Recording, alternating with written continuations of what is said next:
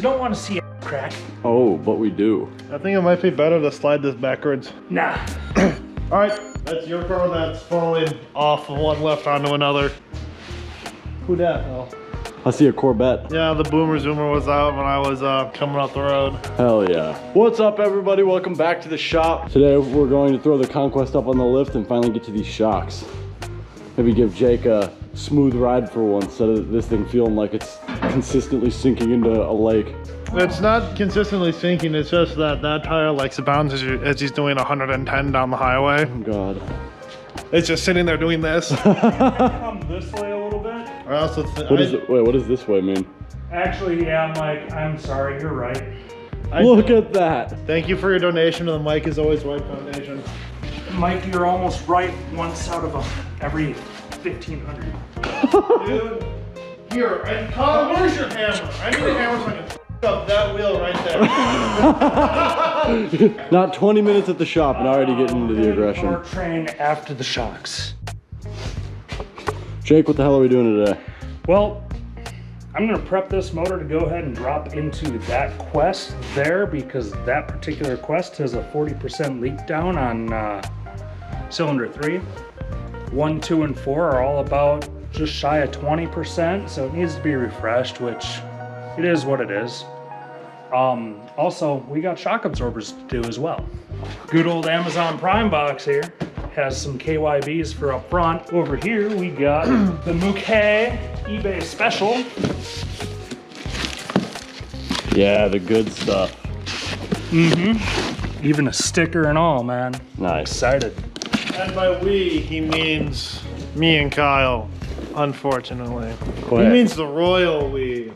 So the first thing we're gonna get started with today is Jake's gonna get working on this engine, try to get this thing all back together so we can get it ready to drop in the car. Then Mikey, you and I are about to head over, let's get these wheels off, get this thing all the way up in the air, see if we can get these shocks out.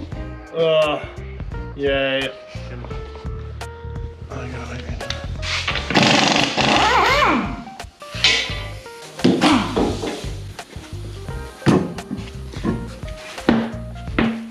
Oh, this one doesn't have good wear. No. No, it doesn't. You have a lot of positive, a lot of negative camber.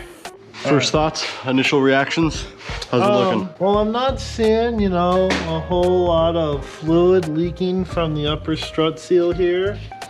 But that might be because there's no fluid left, either that or...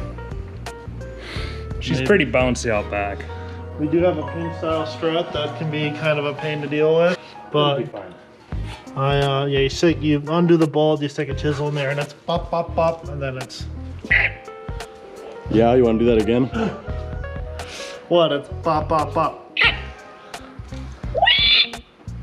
But yeah. I'd say there's ain't nothing to it but to do it, so someone go grab me some 14s.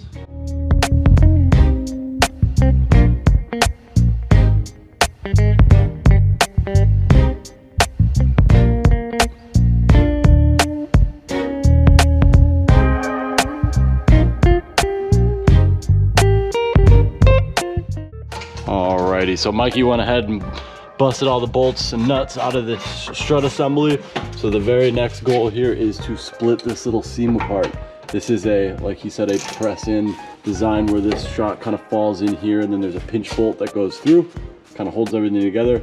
So what I'm gonna do is I'm gonna take this punch and I'm gonna really lightly kind of feed it into this crack to try to break up, you know, whatever rust barrier is in there, and hopefully this thing will slide out. I want to avoid actually like trying to push these apart too much, because if we break this knuckle, there's no more driving this car. These are unobtainium at this point, so got to be really careful and make sure we're, you know, taking our time with it. So I'm gonna start super light taps, just try to break a rust barrier and see if we can get it to twist out, and we'll just kind of get more aggressive from there. There. Yeah. Now we can do this.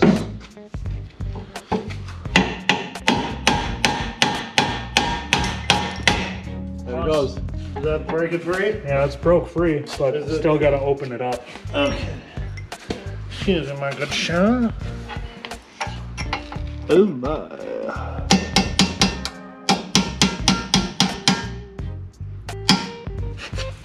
One for good measure.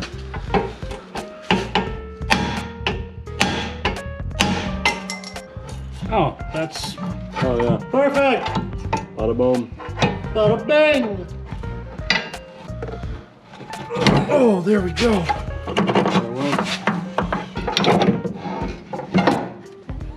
And there's one.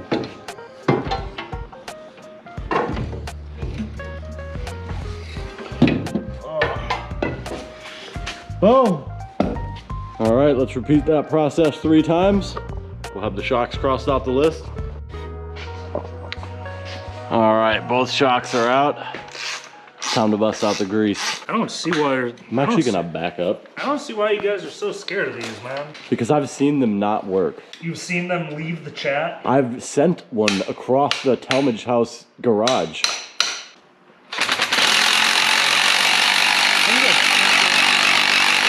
Oh my god.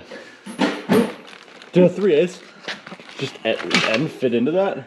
Yeah. Oh, cool. You want to grab me a 3/8 extension? Oh my god. Why did You're that? probably good. Looks like the spring. Looks like the spring is came off the hat. Yeah, it did.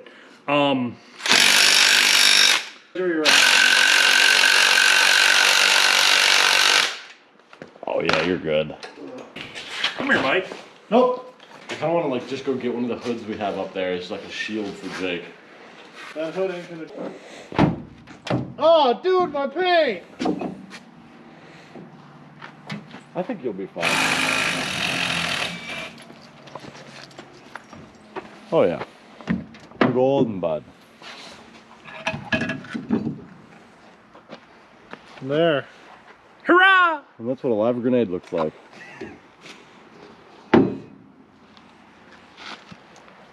Oh, yeah. Wasted. Oh my god. Oh, here. I know exactly where this goes. Nope. I'm gonna see if this is serviceable. Is this how you know Jake's a hoarder? Jake, we need to get Jake some help. Here.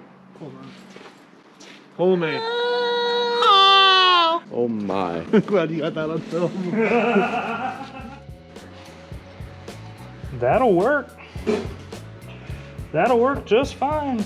Cool, that's all I wanted to see. Okay, time for reassembly. You are bold with your head right there. Got some great boots. Why do you think I drive a mini truck? I didn't think I'd drive a mini truck. Need somewhere to put them. There, it's straightened. Go ahead and put this guy on. Is there a, No. Where's the rest of the bellow? Oh, nope. like I said, you needed a bellow. Yeah, these are cheap. Yeah, the eBay schedule. Exactly. And bada boom. Yep. Get the nut bolted on there. Do that to the other side. Pop the fronts out. Do the same thing over. And we'll be able to move on to this engine siding stuff. No, it's not. Mike's a downer today. Call him Less than Debbie. desirable day at work.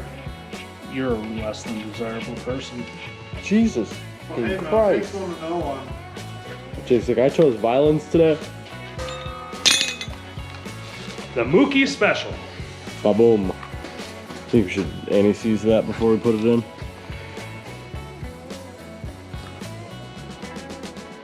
But the no-go, they're hot.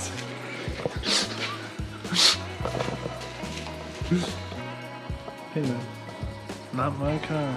Not my monkey, not my circus. NIC's what? These? What's this? Oh, I suppose. I think we need to compress this more. Coil spring or? Yeah. So one thing we may have forgotten to do was to mark where the hat sits in relation to the mount on the bottom so that the bolts would line up. You just need to remember to do that in the rest Oh, of would them. you look at that? If you run into this issue, you can compress the spring a bit and then loosen the top hat bolt. You should be able to spin it around and get it to fit. Dude, Jake. Tight. Okay. The red's ugly. It is ugly. Hit the But black, hit the track. I am honestly genuinely impressed on how easy that came. This thing literally fell apart when we took all the fasteners out. I'm genuinely surprised. Good night. Yeah, I think we're tight. Couple more for good measure. Mike's like, that's over torqued. Oh my god. All right, so we got the rear shocks all situated. Everything's bolted back up. Both the fronts are loose. They're not out quite yet. Time kind of got away from us a little bit, but it's a little late. So I think we're all gonna head home for now. Get a good night's sleep, head back up here in the morning. So I think the plan of attack is to just come back up tomorrow, finish off where we left off in the front, and then start working on getting the transmission out. Then we can hopefully pull this motor and at least get the new one ready to go in by the end of tomorrow. Yeah, welcome back. So we're back up here next day. Like you guys saw yesterday, we got the rear shocks all buttoned up. We're gonna jump right to getting these fronts out. As soon as the fronts are done, little change of plan. We're not gonna build the engine that's on the stand. We're gonna put this engine in. This was a running long block that came out of a car. So we're convinced this is probably gonna be an easier solution for the moment. And then potentially use one of these other ones for the RX-7. Everything up there is already loose. I did all of that yesterday, so it should come apart easy. And we can pop these new front shocks in. It's honestly a really weird design. You can see, obviously you have like a standard strut assembly here. The shock slips like into this bottom portion is like independent. It's like part of the actual knuckle in the front. And then the shock slips inside and then the coil spring goes over it. It's really weird. I can't say I've ever seen it before, so I can't say if it's common or not, but this is what the replacement shock looks like. Super weird. Like I said, it just slips into that little lower strut assembly part knuckle thing, and then goes back together from there. So we'll see how well that goes. That'll be a first for all of us. All right, so it is kind of a funky design. We have everything all figured out. So the plan of attack is to leave basically everything from here down completely alone. You got a castle nut that sits between the bottom of the shock absorber and this little plate that holds your tie rod end, and that will hold all of this together. At least from the diagram in the service manual, that's what it appears to be. So that's what we're going to run with. Theoretically, we're going to be able to just pull this whole shock absorber along with this part of the knuckle out from this point here, and then change everything up, because again, the shock kind of slips into this whole housing here. So that's what we're going to try to make happen, but we're going to see how this goes. Just like that, separate these two pieces. We get these top bolts up here, and the idea is just to pull that out all as one assembly. Such an odd design. I remember the FB being just like this as well, where you had like, you know, your actual shock absorber being like part of the knuckle. Yeah, it's fucking dumb. Yeah, it is odd. All right, and to give a bit of a visual representation of what we were talking about. So this is going to be where the bottom of your shock would have mounted. You've got these two little dowels here that will hold the bottom of that along with your knuckle out here, and then you've got this little nut, this ball joint right here. And if you notice before we took it off, there was all this blue stuff around it. Well, we're going to put some more gasket maker around here because you don't want this to be filling up with water and have this to just be super corroded and rusted, because then you will never be able to change the ball joint again. So what I'm going to do is I'm going to come through here with a brush and, you know, just some tools quick to clean up this mating surface so that our new gasket maker will be able to set properly and be able to keep water and crap out of there, be able to change this ball joint later down the line.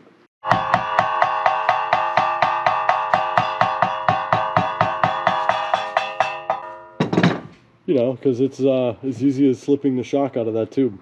Yep. That simple. Just as easy. You just do it, right? So there is a Mitsubishi specialty tool apparently for getting this off. That part number is years obsolete at this point, so we're trying to figure out what we can do to get that off. I don't have a socket big enough because it's like a 50 mil socket. I've got one like half-inch socket that fits on it, but since we're grabbing onto such thin aluminum, it's like, or such thin steel, it's like no way.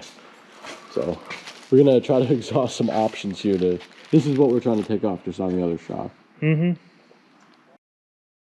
Well, this is fun. Looking a little stuck at the moment. Trying to get this sleeve out, and obviously with the no specialty tool thing, it's we'll figure it out. We either need to go get just the proper size socket for that, or cut it off, beat it off, however we need to do, or just buy coilovers. One of those options will end up inevitably working out. But we're probably not going to be able to get to swapping this engine out if, you know, this keeps giving us troubles, but we should at least be able to break these shocks in once we inevitably figure this out. So it's looking like we're probably going to need to go run and grab some acetylene. We need to fill one of our oxygen tanks up, so unfortunately we don't have acetylene accessible at the moment, but we're thinking that's the only way to get this off.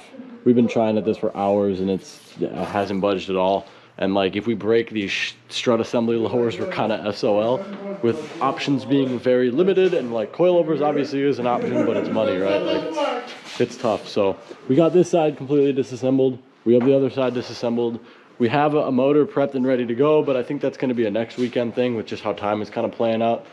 It's just unfortunately everything is kind of working against us at the moment, but the rears are finished.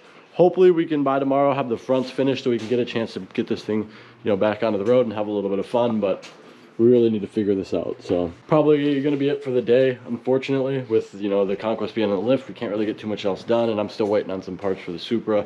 So we're going to go get some tanks and see everyone tomorrow.